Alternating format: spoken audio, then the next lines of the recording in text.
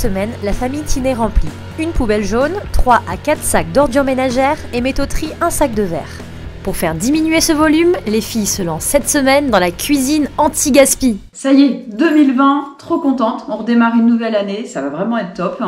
Mais il faut encore continuer, c'est pas facile de faire changer les habitudes à la maison. J'ai pas dit mon dernier mot, maintenant on passe la seconde, on y va.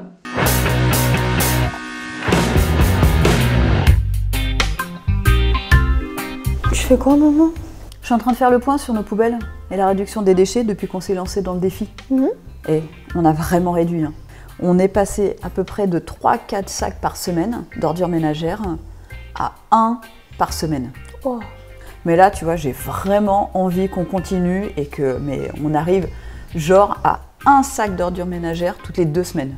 C'est pas possible. Mais si, c'est possible. Ah bon? Ouais, moi j'ai une idée. Allez, vas-y. Suis-moi, je te fais voir. Ok. Tablier? Non, je mets pas ça, je préfère comme ça lire. Si on faisait de la pâte à tartiner maison? Ça, c'est une bonne idée. Génial.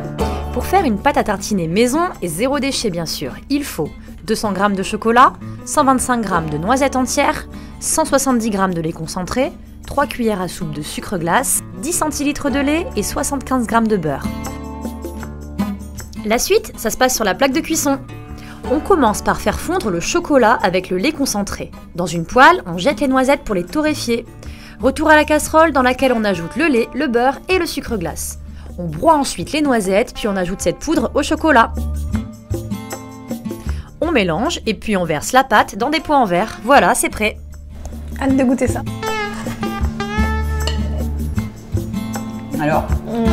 C'est trop bon. Bon alors, on vient de finir la pâte à tartiner, c'était vraiment super facile, ça a pris vraiment peu de temps. Oh, j'adore.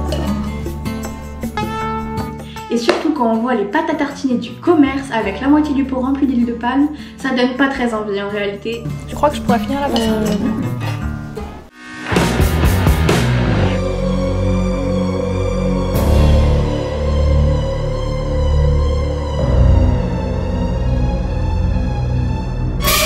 Bah, tu fais quoi en brown?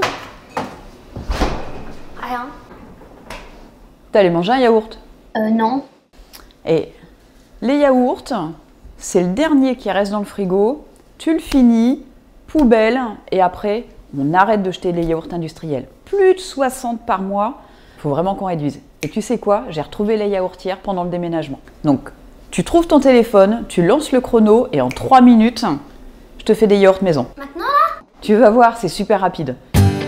Pour faire ces yaourts, c'est hyper simple. Il faut une yaourtière, une brique de lait, un sachet de ferment lactique ou un yaourt dans un pot en verre, de la confiture et top chrono. Dans un saladier, on verse le yaourt et le lait entier, puis on mélange. On ajoute, si l'envie nous en dit, au fond des pots, de quoi personnaliser le yaourt, ici de la confiture. Puis on les remplit du mélange lacté et c'est fini. Et oui, mais il faut maintenant brancher sa yaourtière et c'est parti pour 9 heures de cuisson. Alors ça a pris 3 minutes, mais par contre attendre 9 heures. 9 heures pour les manger. 9 heures, genre 9 heures. Ambre, Oui? viens voir. Tu te souviens du morceau de pain d'il y a 2 jours?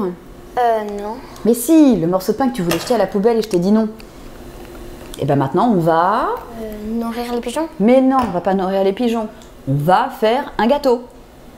Un gâteau aux pommes. Ah, celui que tu fais souvent là? Oui. Ah, laisse-moi faire, je gère. Bonjour mes gourmandiers, j'espère que vous allez bien. Moi ça va super, méga, giga bien. Et aujourd'hui je suis au taquet. Mais pourquoi? Parce qu'on va faire une recette à se taper les fesses par terre. On va partir de vieux pain pourri pour arriver à un super gâteau. Donc c'est parti, suivez-moi. Et pour cette recette, on imbibe 200 g de pain rassis coupé en dés dans 75 centilitres de lait et on laisse tremper 15 minutes. On coupe 4 pommes en dés et on les saupoudre de 2 cuillères à soupe de sucre de canne. Dans un autre plat, on bat 3 œufs auxquels on ajoute 100 g de sucre de canne blond et une demi-cuillère à café de cannelle. On réunit les 2 préparations, puis on ajoute 50 g de flocons d'avoine, 2 pincées de sel, une cuillère à café de bicarbonate de soude et on mélange, hop hop hop. On verse ensuite le mélange dans un moule et on ajoute les pommes au sucre sur le dessus avec quelques noix de beurre. On enfourne maintenant pendant 50 minutes dans un four à 170 degrés. Et voilà mes gourmandises, notre gâteau est prêt. Alors franchement il est incroyable, regardez-moi ça quoi. Aujourd'hui, avec maman, on a fait un gâteau au pain. J'ai pas trop aimé le gâteau.